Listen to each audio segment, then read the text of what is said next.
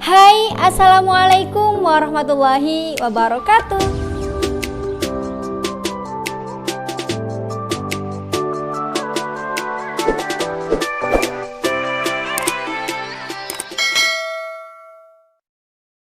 Aku Naila Nafa. Video kali ini aku mau sharing tentang pengalaman aku saat kuliah di jurusan Pendidikan Agama Islam UIN Maulana Malik Ibrahim Malang.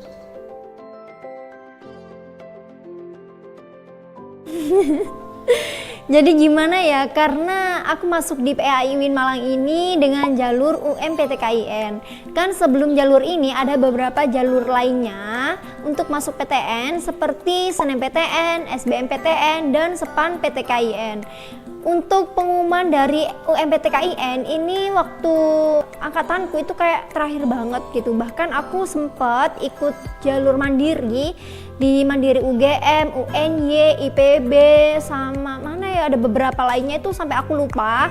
Karena di jalur-jalur itu aku nggak ada yang masuk. Dan sebelumnya aku memang nggak pengen masuk di jurusan agama, apalagi jadi guru. Waktu SMA itu aku sekolahnya di MAN 1 Lamongan, jurusannya IPA. Dan yang aku pengen waktu kuliah itu jurusan kesehatan atau biologi. Tapi Tuhan berkata lain, akhirnya alhamdulillah masih dikasih mudah masuk di jalur UMPTKIN, masuk di pilihan pertama di UIN Malang dengan jurusan PAI. Semakin kesini dijalani semakin cinta dan semakin suka.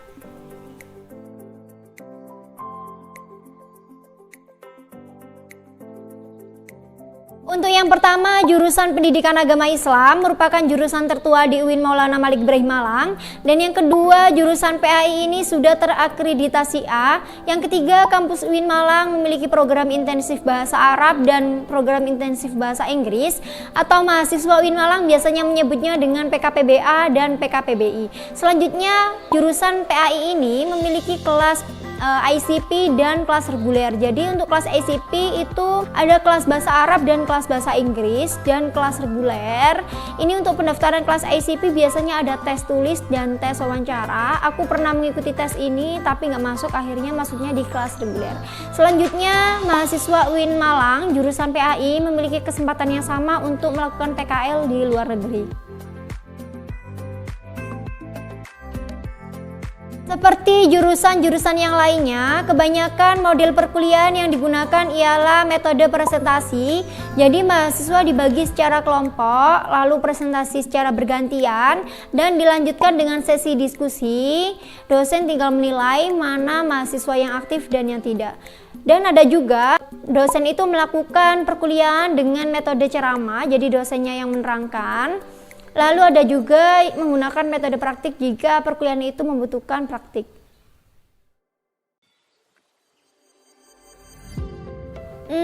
Untuk materi perkuliahan jurusan Pendidikan Agama Islam secara detail insya Allah aku akan bikinkan videonya sendiri, mulai dari semester 1 sampai semester 8 materi apa aja yang perlu dipelajari. Namun kesempatan kali ini aku mau kasih tahu kalian kalau kalian harus menempuh 150 SKS selama 8 semester, dan ada 3 kualifikasi materi yang perlu kalian pelajari.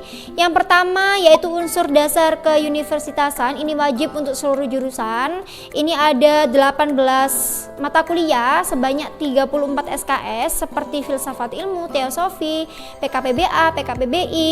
Lalu untuk mata kuliah fakultas itu ada 20 mata kuliah sebanyak 43 SKS seperti keterampilan dasar mengajar dan penelitian tindakan kelas. Selanjutnya ada materi kuliah inti prodi Pendidikan Agama Islam. Ini ada 19 mata kuliah dengan 63 SKS.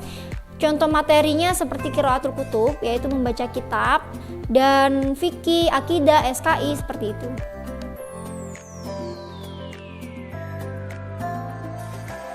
Ada, jadi sekitar semester 5 dan semester 6 kalian akan menempuh mata kuliah magang 1 dan magang 2. Ini seperti observasi ke sekolah-sekolah gitu. Jadi akan diatur oleh dosen yang mengampu kalian beserta pihak jurusan. Selanjutnya ada juga KKM atau pengabdian masyarakat. Ini akan dikirim ke desa gitu untuk pengabdian. Dan waktu itu aku dapatnya di Tumpang, Kabupaten Malang. Selanjutnya ada juga PKL. PKL ini dilaksanakan oleh pihak fakultas, dan waktu itu aku dapatnya di Lawang, di SMP Negeri 1 Lawang. Dan yang terakhir skripsi. Gak mungkin skripsi kita kerjakan dalam kelas, pasti kita akan melakukan penelitian di luar kelas. Jumlah dosen di jurusan PAI UIN Malang ini banyak sekali. Ada sekitar 80 dosen dan beliau-beliau ini memiliki kepribadian masing-masing tentunya. Kalian kalau tanya ada yang killer atau enggak, jawabannya perspektif, karena menurut aku killer, menurut temen yang lain belum tentu juga. Dan kalian kalau tanya apakah ada yang pelit sama nilai, jawabannya ada. Tapi kalau kalian tanya juga, ada yang murah nilai, ada yang ramah sama mahasiswa, jawabannya banyak banget. Dan ada juga dosen yang super sibuk, bahkan jarang banget kuliah, tiba-tiba nilai disiakat keluar A. Tipe tugasnya itu macam-macam, tergantung mata kuliahnya juga, tapi kebanyakan itu tugasnya membuat makalah dan presentasi PowerPoint. Dan ada juga yang tugasnya itu membuat artikel atau tugas praktek, seperti kalau materi media pembelajaran PAI maka bikin alat peraga kayak gitu-gitu.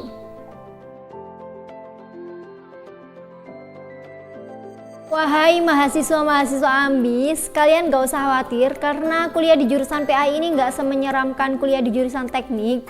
Karena kata teman-temanku yang jurusan teknik itu nilai 3 itu udah Masya Allah banget.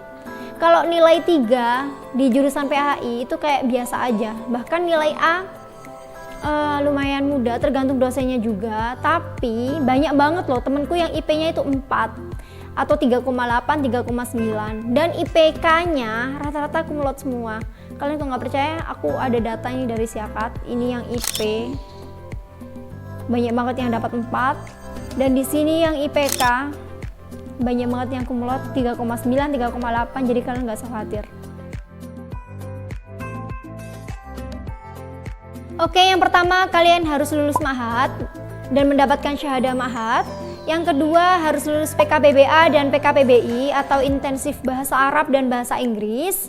Lalu selanjutnya kalian harus melewati tes TOEFL dan TOEFL. Ini harus lulus, ada minimal nilainya. Kalau aku kemarin kayaknya TOEFL-nya 500, TOEFL-nya 400, kayaknya agak lupa. Dan nilainya ini akan terus bertambah dan karena standarnya berbeda-beda.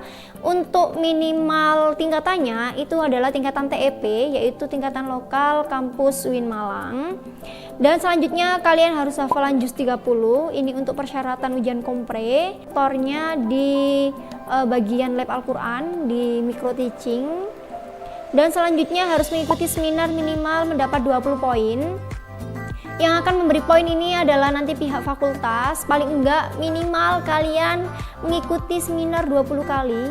Bisa yang lokal, nasional, internasional. Ini untuk apa? Yaitu untuk membuat SKKM sebagai persyaratan untuk ujian skripsi nanti. Dan mengikuti bimbingan teknis. Bimbingan teknis ini adalah bimbingan teknis skripsi, kepenulisan skripsi.